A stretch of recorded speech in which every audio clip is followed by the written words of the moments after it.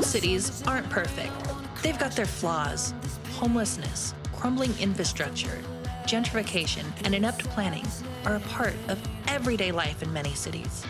In Cities Skylines, we're often incentivized to create utopian places without problems. But what if we didn't? If you're new here, I'm Diana, and this is Saltaire, a project inspired by Salt Lake City. Today, we're going to explore the quote-unquote bad side of town. For this build, I'm primarily drawing inspiration from the Poplar Grove neighborhood of Salt Lake City. In a play on the name of the source material, I've called this neighborhood Alder Grove, after the many alder trees present in the area. For the road layout, I wanted to represent a neighborhood that was scarred by decades of hostile planning practices, with the Interstate 15 freeway cutting it in half.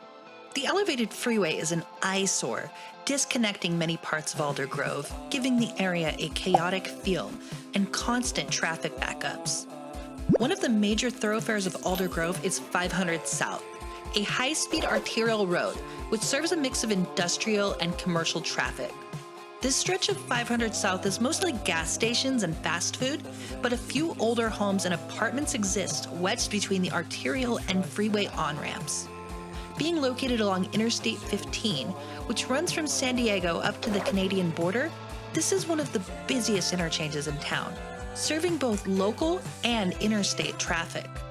The area between the interchange and train tracks, being some of the least desirable land in the central city, is home to many light industrial and warehouse uses, taking advantage of the low land value and easy access to outside connections. Recognizing the area's poverty during the Great Depression, the Church of Jesus Christ of Latter-day Saints created Welfare Square, a complex designed to provide assistance to needy residents with a grain silo and dairy on site. I'm basing this off of the real Welfare Square in Salt Lake City to the best of my ability given the limitations of the game. I'm using procedural objects with this custom grain silo to modify it to make it look more like the original version, scaling down different pieces of the asset to make it fit right, and then adding in a second one to make the building look a little more true to life. In the real Welfare Square is a thrift store run by the church, but in-game I've used a Goodwill as a stand-in, creating a custom sign using procedural objects for Deseret Industries, which is the name of the actual thrift store in the real Welfare Square, as well as modified the vanilla milking parlor for the dairy. A couple of generic shopping center assets round out the complex, as the real-life version kinda looks like a suburban strip mall with some basic landscaping and a sea of parking lots. The surrounding blocks are a mix of industrial, commercial, and office uses, making it feel like a warehouse district of sorts, the type of place you'd expect to be tucked away next to the freeway, where no one else wants to be. Mosiah Avenue connects the western blocks of Alder Grove to the more affluent Jordan River neighborhood to the south. While the Jordan River portion of Mosiah is a transit-friendly mixed-use corridor, in Alder Grove, Mosiah Avenue is still a classic strode, with auto-oriented uses only, like the Smith's grocery store, which is a common Utah supermarket chain with a built-in gas station for shoppers to fill up their tanks. I detailed the area using mulch decals and bushes to give the store a more inviting feel. Saltaire's bad areas are still a bit more well-maintained than a lot of other cities. The road I'm using makes a constant median when stoplights are turned off, which looks great, but needs work with TMPE to ensure the cars don't drive over the curb. To make the area feel a little more worn down, I did add a bunch of road damage and cracked decals everywhere. Pro tip, decals are an amazing way to give your cities a bit more depth and detail, making them feel less monotonous. Mosiah Avenue has a strip mall for residents to get a payday loan and then go next door to buy some cigarettes or lottery tickets. The businesses here mainly exist to take advantage of low-income residents. Besides the Smith store, the only other dining options in the area are unhealthy fast food restaurants and mini-market snacks. The homes in this area are somewhat tightly packed together, although still mostly in a suburban low-density style, using a mix of workshop assets and vanilla University City content creator pack housing, curated to give the area a feeling that it's seen better days.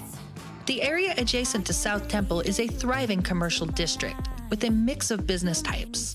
While Saltaire is much more progressive than the rest of Utah, the irony is not lost on residents that the street named after the holiest site in the Mormon faith is also the location of one of the most popular queer bars in town, Alder Grove is one of the most diverse neighborhoods in Saltaire, the majority of its population being Hispanic. Just behind South Temple is a small block of older Spanish-language businesses, catering to locals, creating a nice oasis of walkability in what is otherwise a mostly car-centric area. While this neighborhood is considered urban by Western U.S. standards, it is still primarily lower-density, single-family homes and a few apartment buildings. South Temple is becoming a bit more transit and bike-friendly, with protected bike lanes leading directly to the central train station.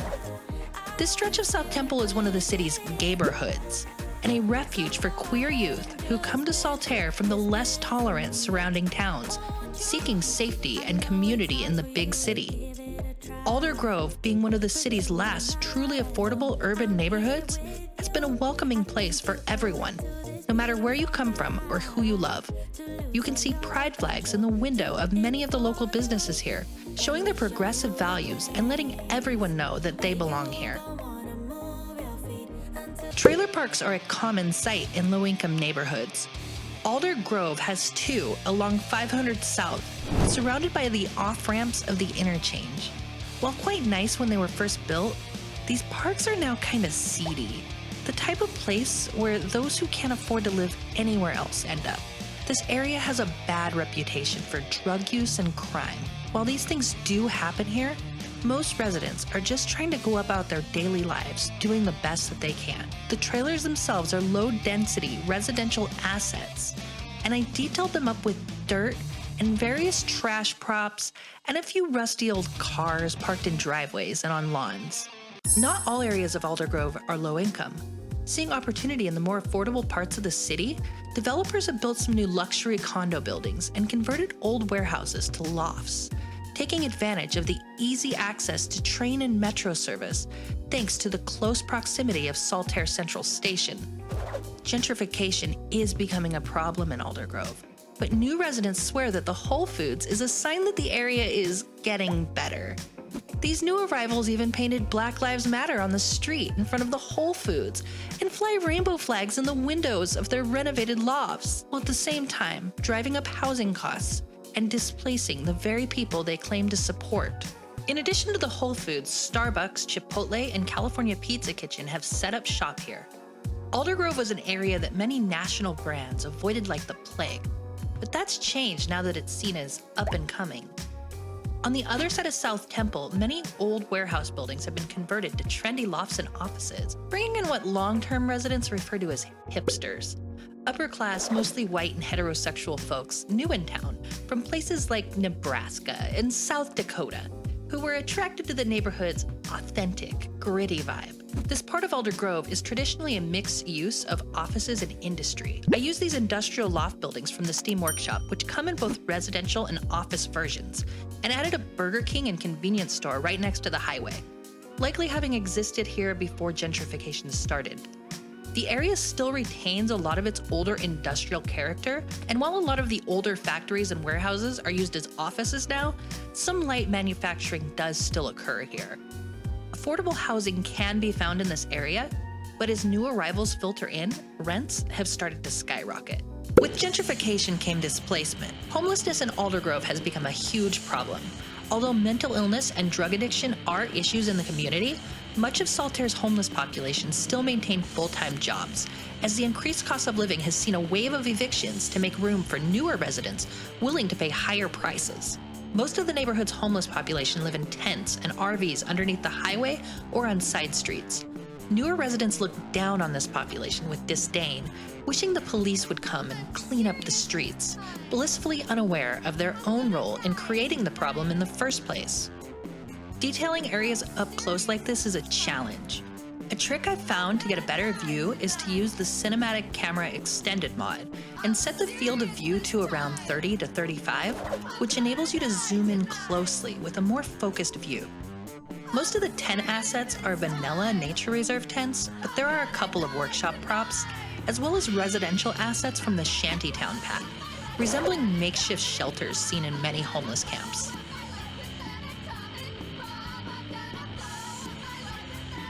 The Welfare Square area is another place where some homeless residents have chosen to pitch tents and park their RVs and camper vans, being close to the services and free food provided by the church gives them some dignity and comfort in an otherwise difficult life.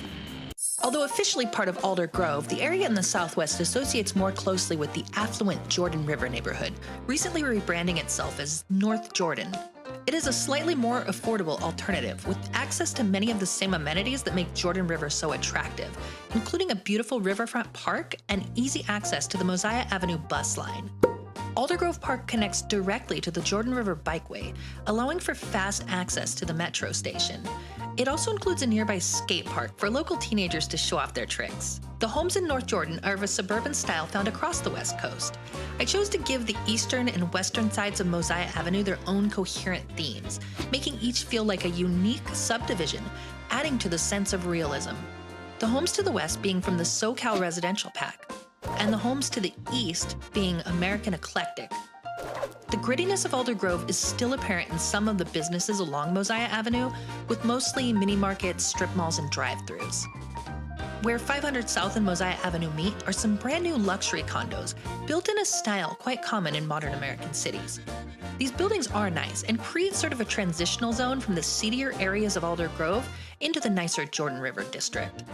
Up next, if you haven't already, watch this video where I talk a little bit about Alder Grove's more affluent neighbor to the south. And don't forget to subscribe to see more of Saltaire.